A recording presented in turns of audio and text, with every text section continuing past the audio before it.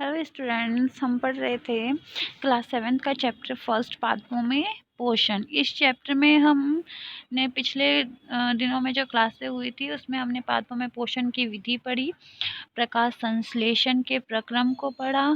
इसमें हमने प्रकाश संश्लेषण को प्रभावित करने वाले कारक भी देखे थे। इसके अलावा इसके अंदर हमने ये भी पढ़ा था कि पादप प्रकाश संश्लेषण में कार्बोहाइड्रेट के अलावा और कौन कौन से दूसरे पदार्थों का निर्माण करते हैं। आज देखिए हम पढ़ेंगे कि पादपों में प्रकाश पोषण की जो अन्य विधियां कौन सी, प्रकाश संश्लेषण के अलावा और कौन सी विधियां हैं जिनके द्वारा उनमें पोषण प्राप्त होता है।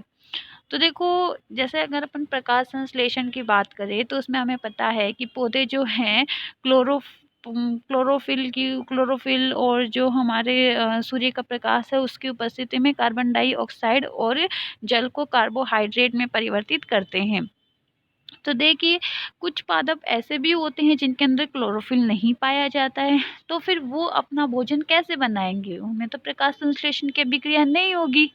तो इस प्रकार के पौधे जो हैं जिनके अंदर क्लोरोफिल नहीं पाया जाता है, जो प्रकाश संश्लेषण की अभिक्रिया नहीं करते हैं, वे भोजन के लिए अन्य सजीवों पर निर्भर रहते हैं। तो उस प्रकार के पादपों को हम विषमपोषी पादप कहते हैं और उनके अंदर जो पोषण की प्रणाली है उसको हम विषमपोषी प्रणाली कहते हैं। तो देखिए क्या होता है कि जैसे हमारे क्लोरोफिल की बात करें तो क्लोरोफिल सूरज की जो प्रकाश है उसको बांध के रखने का काम करता है और उस प्रकाश को की जो ऊर्जा है उसको पादप हैं अपने भोजन निर्माण में काम में ले लेते हैं। अब जिन पौधों के अंदर क्लोरोफिल नहीं है, आप देखते होंगे कि जो जो हरे पौधे होते हैं उनके अंदर नॉर्मली क्या होता है, क्लोरोफिल होता है। क्लोरोफिल की वजह से इनका रंग कैसा होता है, हरा होता है। हरा वर्णक भी कहा जाता है क्लोरोफिल को। और जिन पादपों में क्लोरोफिल नहीं होता है उनका रंग भी हरा नहीं होता है। ठीक है, तो देखिए जिनमें क्लोरोफिल नहीं होता है यानी जो विषमपोषी पादप हैं वो क्या करेंगे, अपने भोजन के लिए या तो दूसरे पौधों पर निर्भर करेंगे, ठीक है, उन्हीं से क्या करेंगे, अपना भोजन ग्रहण करेंगे। तो देखिए इसमें है, अगर अपन बात करें तो देखो कुछ पादप ऐसे भी हैं जिनमें क्लोरोफिल नहीं पाया जाता है, वे भोजन संश्लेषित नहीं कर पाते हैं। वे कैसे जीवित रहते हैं तथा वे पोषक किस प्रकार प्राप्त करते हैं। मनुष्य व अन्य प्राणियों की तरह ये पादप भी अपने पोषण के लिए अन्य पादपों पर निर्भर करते हैं। इन्हें विषमपोषी पादप कहते हैं।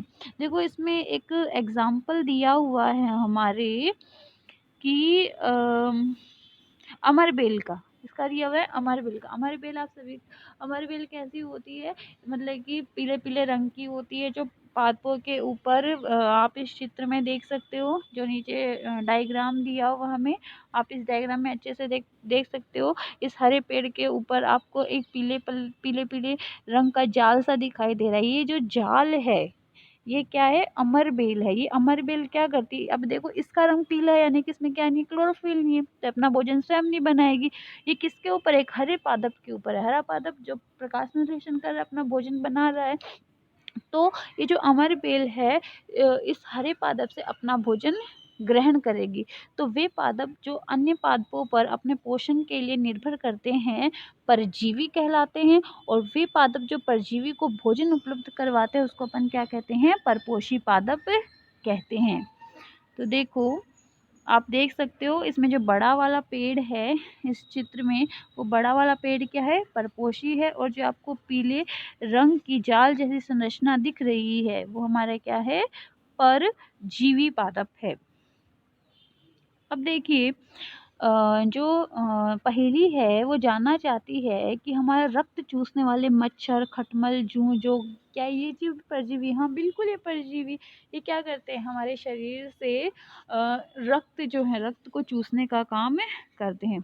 इसके अलावा देखो कुछ पादप ऐसे भी होते हैं जो अपने मतलब कि भोजन के मतलब कि कुछ अपने भोजन के लिए जीवों पर निर्भर करते हैं। इस प्रकार के जो जंतु होते हैं उनको अपन बोलते हैं कीटभक्षी पादप, यानी कीटों के ऊपर वो निर्भर रहते हैं।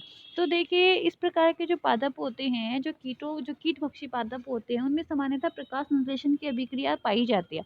अब प्रकाश संश्लेषण यानी भोजन तो वो बना रहे हैं, फिर वो कीटों पर क्यों निर्भर करते हैं? वो कीटों पर अन्य पोषक भोजन के अलावा जो अन्य पोषक तत्व होते हैं, जैसे कि नाइट्रोजन है, ठीक है, इस प्रकार के जो तत्व होते हैं उनकी आवश्यकता पूर्ति के लिए वो कीटों का भक्षण करते हैं। देखो आप इस चित्र में देख सकते हैं, ये जो है ना, ये जो चित्र है जिसको घटपर्णी पादप कहते हैं, इस पादप में देखो पत्ती है वो घड़े के रूप में रूपांतरित हो गई है। इसके अंदर क्या होती है, ये देखो मैं यहाँ पर आपको बना के दिखा रही हूँ। जो घटपर्णी पादप है ये कुछ इस टाइप का आपको दिख रहा है। इसके अंदर क्या होता है, यहाँ पर जो रोम पाए जाते हैं जो नीचे की दिशा में की ओर होते हैं।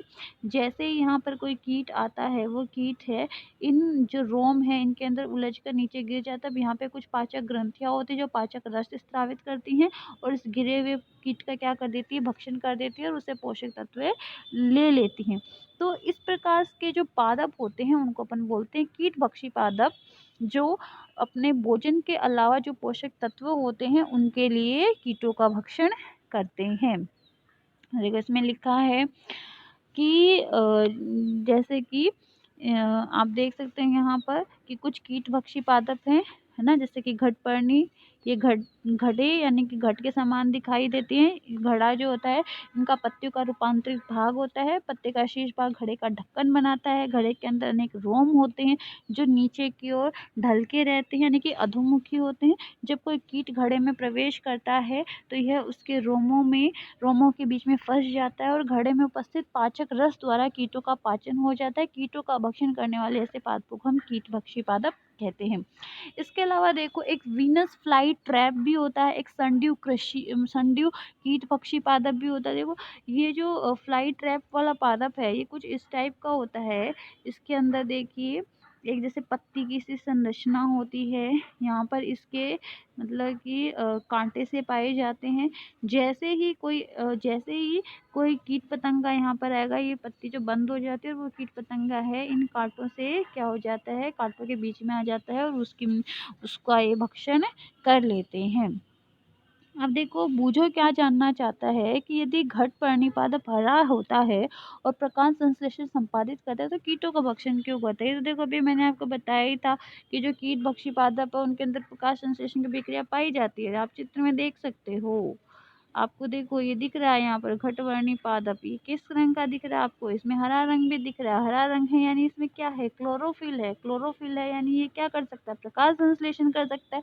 तो बूझो भी यही जानना चाहता है कि भाई जब ये प्रकाश संश्लेषण कर सकता है तो फिर ये अन्य जो कीट है उनका भक्षण क्यों करता है? तो मैंने जैसे कि आपको बताया कि ये जो पादप हैं ये अन्य नाइट्रोजन जैसे पोषक तत्व हैं उनकी पूर्ति करने के लिए कीटों का भक्षण करते हैं। अब देखो इस प्रकार के जो पादप है वो सामान्यतः दलदली क्षेत्रों में पाए जाते हैं, यानी कि जहाँ पे बहुत कीचड़ होता है वहाँ पे क्या होती है, नाइट्रोजन की कमी होती है, तो वहाँ पर इस प्रकार के पादप पाए जाते हैं। ठीक है, तो आज के लिए हमारा टॉपिक इतना ही है जिसके अंदर हमने मतलब कि पादपों के अंदर पोषण की अन्य प्रणालियाँ पढ़ी, जिसमें हमने पढ़ा कि जो पादप हैं वो अपने पोषण की पूर्ति के लिए अन्य पादपों पर निर्भर करते हैं, जिसे विषम पोषी प्रणाली कहते हैं। ये देखो पादपों के साथ साथ हम मनुष्यों में भी पाई जाती है। हम जो मनुष्य हैं वो भी अपने भोजन के लिए किस पर निर्भर करते हैं, पादप पर निर्भर करते हैं। तो क्या हम अपना भोजन खुद बनाते? नहीं, हम अपने भोजन के लिए पादपों पर निर्भर करते हैं। हमें हमारे भोजन का जो भी कच्ची सामग्री वो पादपों से प्राप्त होती है, तो हम भी क्या हो गए, विषम पोषी हो गए। ऐसे ही कुछ शाकाहारी जो जंतु होते हैं, शाकाहारी जंतु है वो भी अपने भोजन के लिए पादपों पर निर्भर करते हैं, तो वो भी कैसे हो गए, विषम पोषी हो गए। इसके अलावा जो मांसाहारी जंतु हैं जो अपना भोजन दूसरे जंतुओं के मांस मतलब कि मांसाहारी जंतु होते हैं ना जो दूसरे जंतुओं को भोजन के रूप में ग्रहण करते हैं, यानी जिस जंतु ने दूसरे जंतु को खाया है, जिस जंतु को खाया है वो भी तो अपने भोजन के लिए किसी न किसी जंतु या पादप पर निर्भर करेगा, तो वो भी क्या हो गए, विषमपोषी हो गए। तो पादपों में जो पोषण की अन्य प्रणाली होती है उसको हम बोलते हैं विषमपोषी प्रणाली। इसके अंदर पादप में हमने परपोषी और परजीवी, बड़े परपोषी, जो परजीवी जो दूसरे पादप पर रहता है, भोजन ग्रहण करता है, और परपोषी जो परजीवी को भोजन उपलब्ध कराता है। इसके अलावा हमने कुछ कीट पक्षी पादप पढ़े हैं, जो जो अपने मतलब कि भोजन के अलावा अन्य पोषक तत्वों की क्षतिपूर्ति के लिए कीटों का भक्षण करते हैं। नेक्स्ट क्लास में हमारा टॉपिक होगा मृतजीवी। ये भी हमारे पोषण की ही प्रणाली का एक हिस्सा है। अभी हमने सिर्फ विषमपोषी पढ़ी है, नेक्स्ट अपन पढ़ेंगे मृतजीवी।